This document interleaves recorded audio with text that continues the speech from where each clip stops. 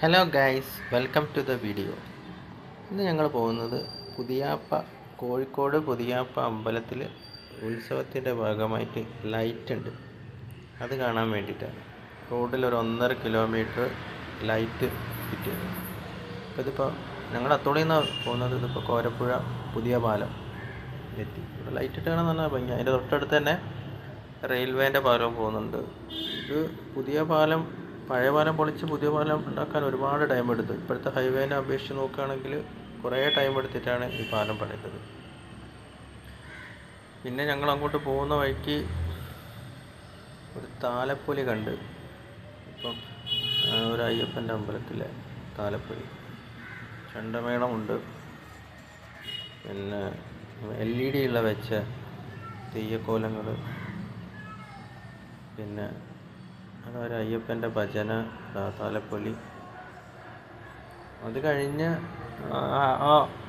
എലത്തൂരിൽ നിന്ന് വരുമ്പോൾ ഓവർ ബ്രിഡ്ജിൻ്റെ താഴെ, അതായത് ആരാധന ബേക്കറിൻ്റെ തൊട്ട് സൈഡിൽ കൂടി അങ്ങോട്ട് ബീച്ച് റോഡിലേക്ക് കയറുമ്പോൾ ആ വളവ് കഴിയുമ്പോൾ തന്നെ ഈ ലൈറ്റിങ് തുടങ്ങും. മെയിൻ ലൈറ്റ് ഹൈവേ ബീച്ച് റോഡിലാണുള്ളത്. നല്ല രസമുണ്ട്. ഓരോ രൂപങ്ങളും പിന്നെ റോഡ് മൊത്തമുള്ള ലൈറ്റും ഇനി അങ്ങോട്ട് കാണാം. ഓരോ ഇപ്പോൾ ശിവൻ്റെയും ശ്രീകൃഷ്ണൻ്റെയും ഓടക്കുഴലും ഒക്കെ ഇവർ ലൈറ്റിൽ സെറ്റ് ചെയ്തിട്ടുണ്ട്. ഇവിടെ തൊട്ടാണ് ലൈറ്റ് തുടങ്ങുന്നത്. നല്ല രസമുണ്ട്. പിന്നെ റോഡ് ട്രാഫിക് ഉള്ളതുകൊണ്ട് മെല്ലെ പോവുക. ഇത് കാണാൻ വേണ്ടി തന്നെ കുറേ പേര് വണ്ടി എടുത്തിട്ട് വരുന്നുണ്ട്.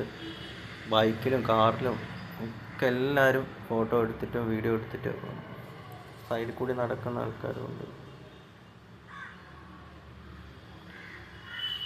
അപ്പോൾ ലൈറ്റ് നിങ്ങൾ കണ്ടു നോക്കുക, നല്ല ഭംഗിയുണ്ട്.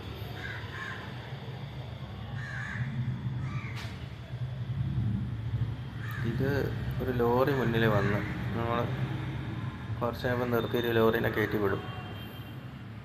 ഈ ലൈറ്റ് നല്ല ഭംഗിയുണ്ട്. ഇത് കഴിഞ്ഞ പ്രാവശ്യം ഇതുപോലത്തെ ലൈറ്റ് കണ്ടില്ല. ഇത് നല്ല രസമുണ്ട്.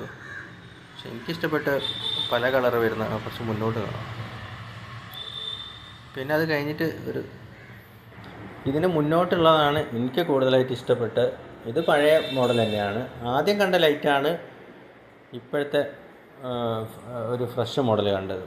ഇത് ഇതാ കുറച്ചും കൂടി എനിക്ക് ഭംഗിയായിട്ട് തോന്നി. പച്ച, നീല, വെള്ള, പിന്നെ അങ്ങോട്ട് പോകുമ്പം മഞ്ഞ, റെഡ്, എല്ലാ കളറും ഉണ്ട്. നല്ല രസമുണ്ട് ഇതിൽ. ഇത് ഞങ്ങൾ പിന്നെ വണ്ടി പാർക്ക് ചെയ്ത് ഇതിലൂടെയൊക്കെ നടന്നു പോയി. അമ്പലത്തിൻ്റെ സൈഡിൽ നല്ല ഭംഗിയിൽ ചെയ്തിട്ടുണ്ട്. പിന്നെ അവിടുത്തെ ബീച്ച് സൈഡിൽ വണ്ടിയിലൊക്കെ കുറേ കളിച്ച് ഇരുന്ന് അവിടെ സ്റ്റേജൊക്കെ പണി നടക്കുന്ന. അത് തുടങ്ങിയിട്ട് 2 ദിവസം കഴിഞ്ഞപ്പോൾ തന്നെ ഞങ്ങൾ പോയി.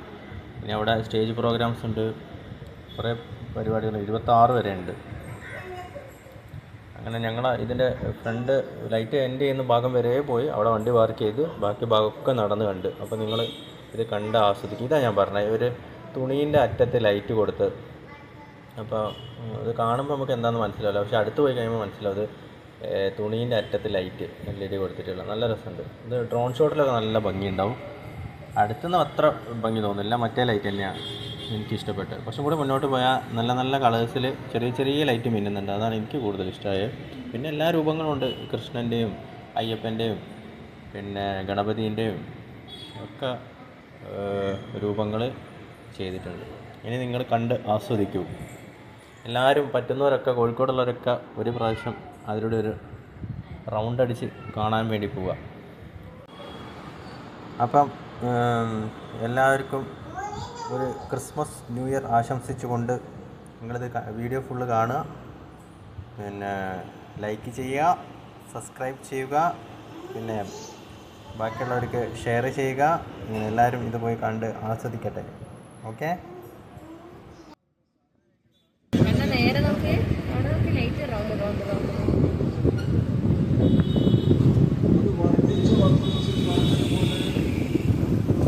ഒരുപാട് ഇതൊന്നുമില്ല, കച്ചവടങ്ങളൊന്നും ഒരുപാടായിട്ട് പിന്നെ അതൊന്നുമില്ല.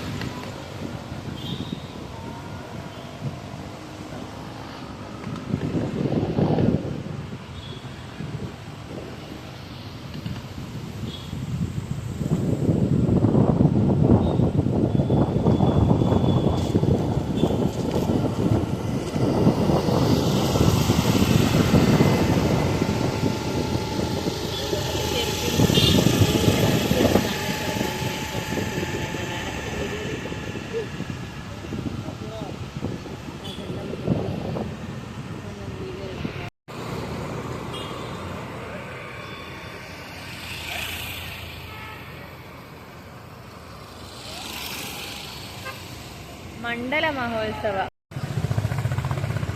നല്ലൊരു തിളങ്ങുന്ന കാറ് പോകുമ്പോൾ നല്ലൊരു ഭംഗി വരുന്നുണ്ട്. കണ്ടായില്ല കാറ് പോകുമ്പോൾ അതിൻ്റെ ഒരു ലൈറ്റ്. ആ എന്നാൽ ഈ സൈഡിൽ കൂടി നടക്കാം.